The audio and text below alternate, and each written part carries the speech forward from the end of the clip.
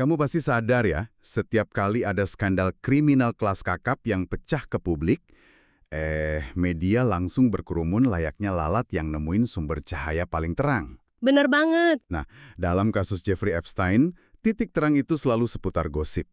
Daftar nama selebritas, politisi, pesawat jet pribadi, pulau terpencil, dan tentu saja teori konspirasi yang paling liar. Iya, karena narasi yang spektakuler emang jauh lebih mudah dijual. Maksudnya, ngebahas siapa aktor terkenal yang pernah terlihat di pesta tertentu, itu kan umpan klik yang mustahil diabaikan pembaca. Tapi, itu sebenarnya mengalihkan kita dari inti masalah yang sesungguhnya. Makanya, dalam penelusuran mendalam kita hari ini, kita bakal mematikan semua kebisingan itu. Selamat datang. Sumber kita kali ini adalah sebuah transkrip wawancara yang sangat padat dari The Chris Cuomo Project yang membedah investigasi panjang jurnalis The New York Times, David Enrich. Sumber yang sangat solid. Kan? Misi kita hari ini sederhana tapi krusial. Kita mau mengabaikan sensasi Hollywood dan berfokus pada satu aspek yang paling jarang dikupas, yaitu jejak uangnya. Kita bakal lihat gimana roda finansial ini benar-benar berputar. Dan buat kamu yang sedang mendengarkan, ya, penelusuran ini bukan sekedar napak tilas sejarah kelam seorang kriminal. Ini adalah studi kasus paling telanjang di era modern tentang bagaimana kekayaan yang ekstrim punya kekuatan absolut untuk memanipulasi, membengkokkan, dan pada akhirnya merusak sistem hukum dan institusi perbankan kita. Masuk akal. Kalau kamu ingin tahu bagaimana dunia benar-benar beroperasi di belakang layar, inilah cetak birunya. Oke, mari kita urai ini. Coba kita lihat kasus ini kayak sebuah gunung es raksasa. Selama bertahun-tahun, kamera media cuma sibuk memotret puncak es yang ada di atas permukaan air. Skandal seksnya, pesohornya, gosipnya. Tapi hari ini, kita tinggalkan kapal pesiar itu dan masuk ke dalam kapal selam. Kita akan turun ke perairan yang sangat gelap untuk melihat langsung fondasi finansial raksasa yang menopang seluruh kejahatan itu agar tetap mengapung. Karena tanpa fondasi finansial di bawah air itu, puncak gunung esnya nggak akan pernah ada. Bayangkan aja logistiknya. Ini adalah operasi perdagangan manusia berskala internasional loh. Merekrut, memindahkan, menyembunyikan, dan membungkam puluhan atau mungkin ratusan korban selama lebih dari 2 dekade. Itu pasti butuh dana yang nggak main-main. Pasti, itu membutuhkan biaya operasional bulanan yang luar biasa besar, apalagi ditambah jutaan dolar untuk menyewa firma hukum paling elit di dunia setiap kali ada ancaman penyelidikan.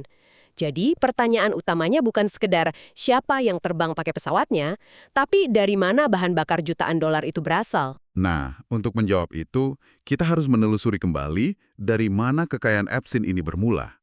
Karena dari laporan David Enrich, ada satu ilusi besar yang hancur. Selama ini kan Epstein selalu dicitrakan oleh media, bahkan mungkin oleh dirinya sendiri, sebagai semacam jenius matematika, penyihir pasar modal, atau manajer kekayaan rahasia untuk para triliuner dunia. Kenyataannya jauh lebih banal dan, menyedihkan sebenarnya. Ketika tim investigasi menarik mundur garis waktunya ke tahun 70-an dan 80-an, mereka nggak menemukan seorang jenius keuangan. Terus apa yang mereka temukan? Mereka menemukan seorang penipu kelas 3. Dia memulai karirnya dengan berbohong, memalsukan kredensial, dan mencuri dalam skala kecil sebelum akhirnya masuk ke liga besar. Puncak awal karir kriminalnya adalah keterlibatannya dalam skandal Tower Finansial di awal tahun 90-an. Tunggu sebentar. Tower Financial ini skema Ponzi kan? Saya ingat ini salah satu penipuan terbesar sebelum Bernie Madoff. Iya, benar banget. Itu adalah skema Ponzi senilai 400 juta dolar yang diotaki oleh Steven Hoffenberg. Untuk kamu yang mungkin kurang familiar, skema Ponzi adalah penipuan di mana uang dari investor baru nggak diinvestasikan kemana-mana. Cuma dipakai buat nutup lubang sebelumnya. Tepat, dipakai untuk membayar keuntungan palsu kepada investor lama. Operasi ini seperti bom waktu. Nah, Epstein sangat terlibat dalam mesin Tower Financial ini.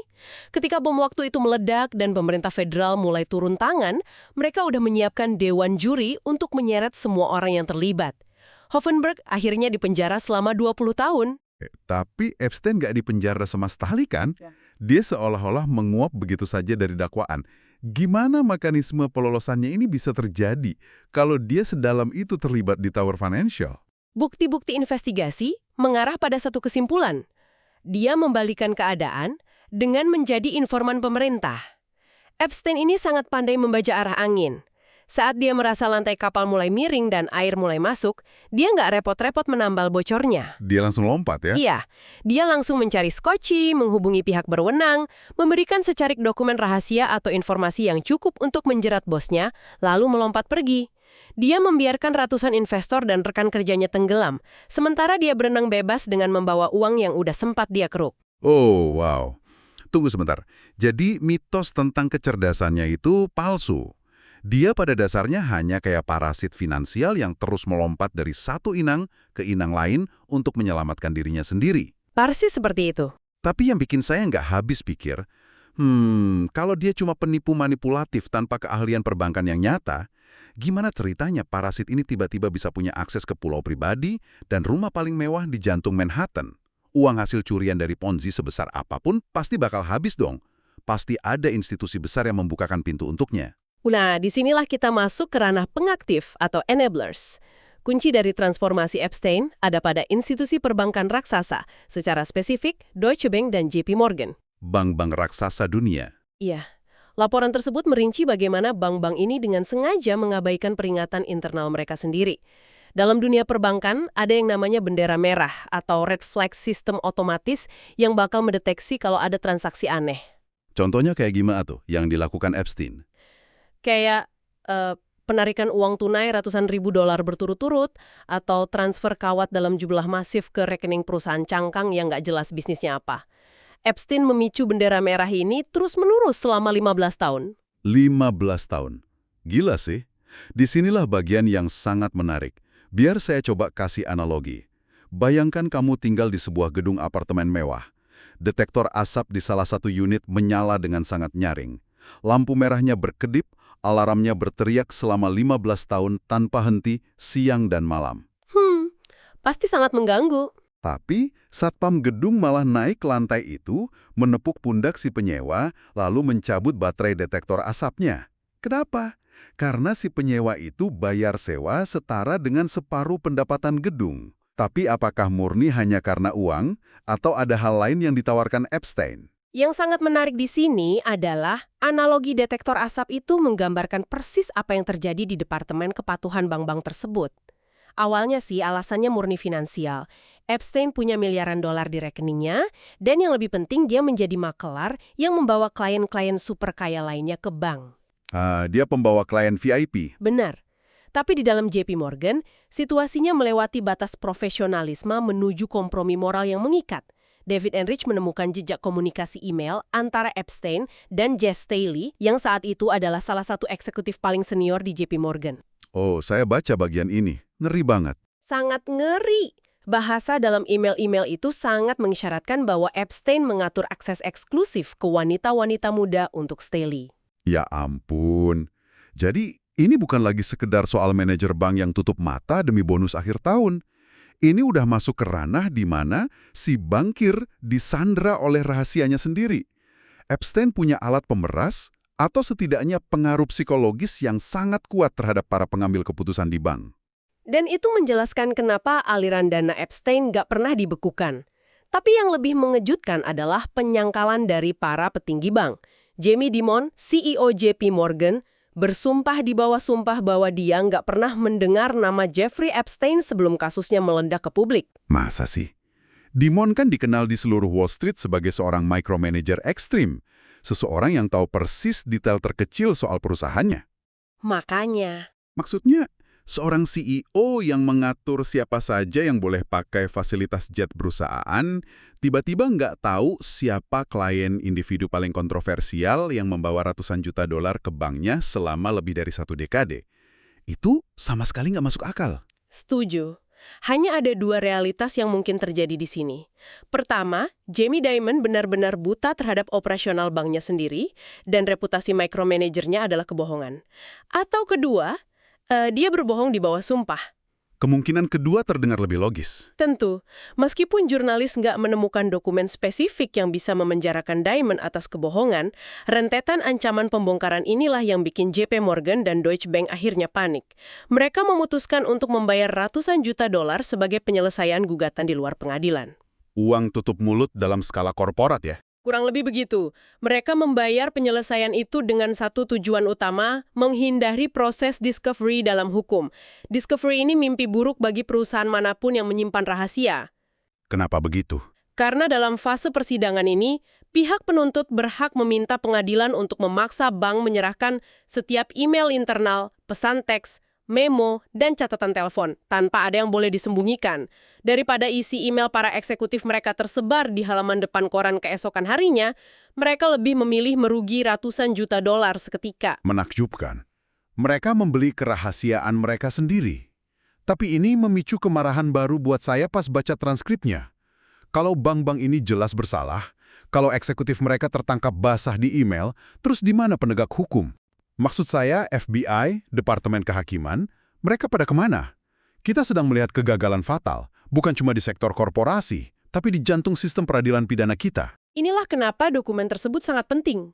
Penelusuran dokumen ini mengungkap ekosistem kekayaan super yang berfungsi seperti medan magnet yang menolak hukum.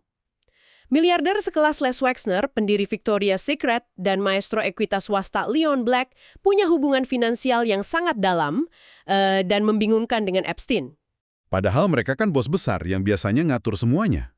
Betul, tapi saat mereka dicecar oleh penyidik tentang kemana mengalirnya uang puluhan juta dolar milik mereka yang dikelola Epstein, tiba-tiba para pemimpin bisnis yang terkenal kejam dan sangat teliti ini berubah amnesia. Mereka bersikap seolah uang puluhan juta itu cuma uang receh jatuh di sela-sela sofa yang lupa mereka catat. Bukankah hukum seharusnya buta?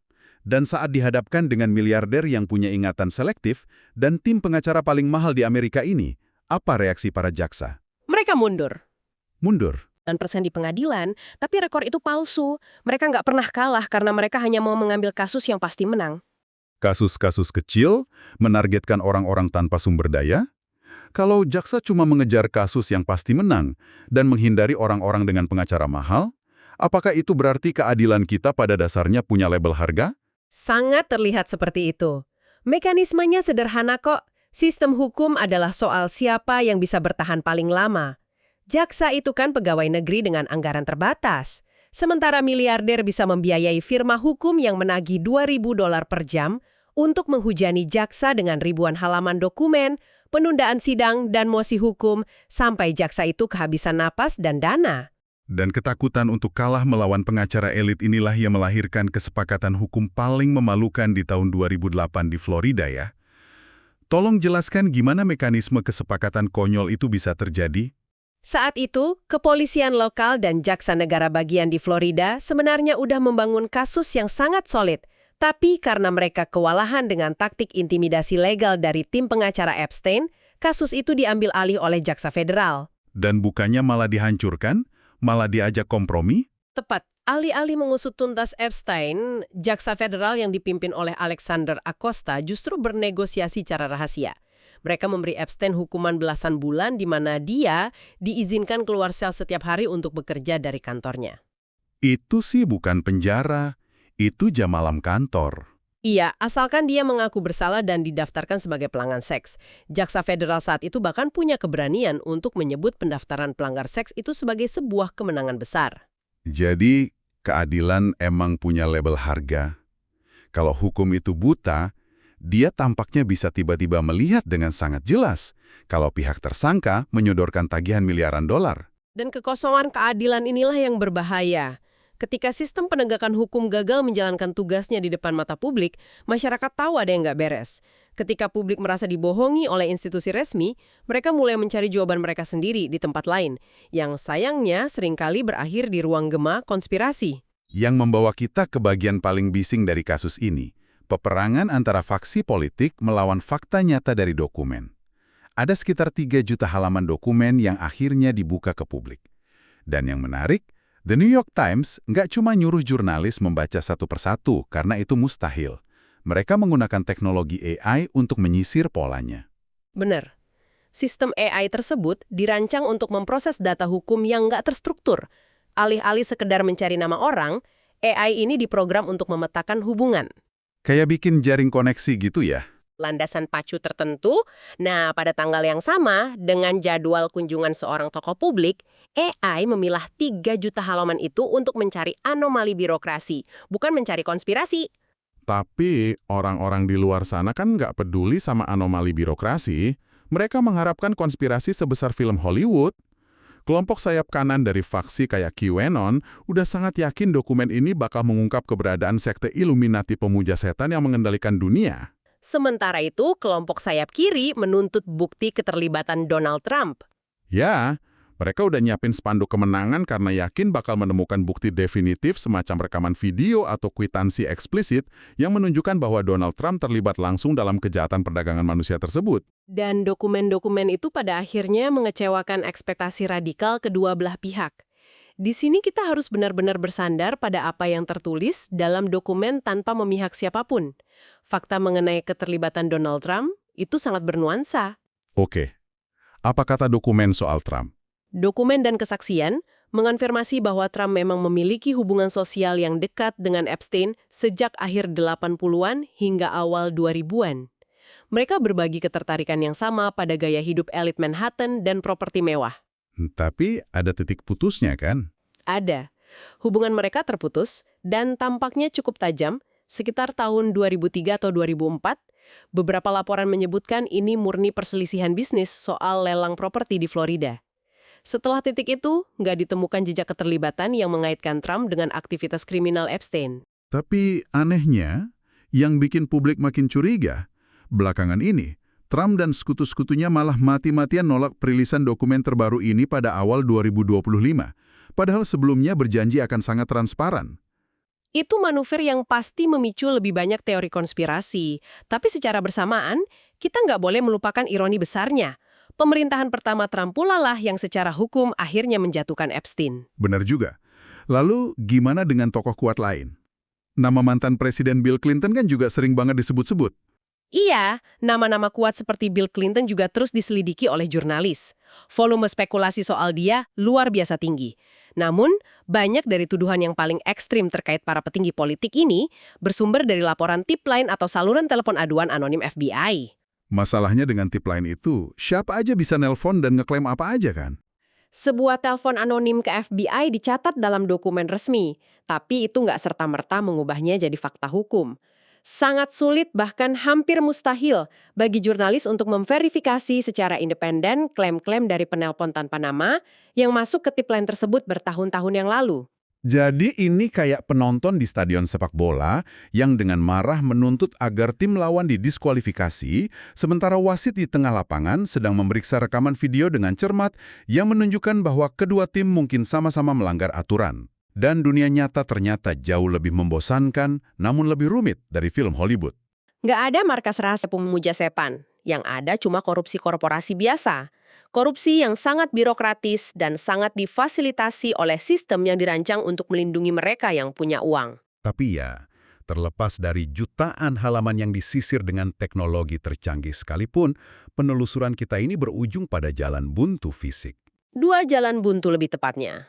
Iya, misteri kematian si pelaku utama dan kebungkaman total dari orang kepercayaannya. Mari kita bahas Epstein dulu. Kematiannya di bulan Agustus 2019 diumumkan sebagai bunuh diri, tapi diwarnai kebetulan yang sangat ganjil. Terlalu ganjil. Rentetan kegagalan prosedural di penjara itu begitu masif, sampai wajar aja publik nggak percaya. Dia meninggal tepat sehari setelah pengadilan merilis tumpukan dokumen tebal pertama yang mulai mengekspos jaringan rekanannya. Itu aja udah kebetulan yang luar biasa.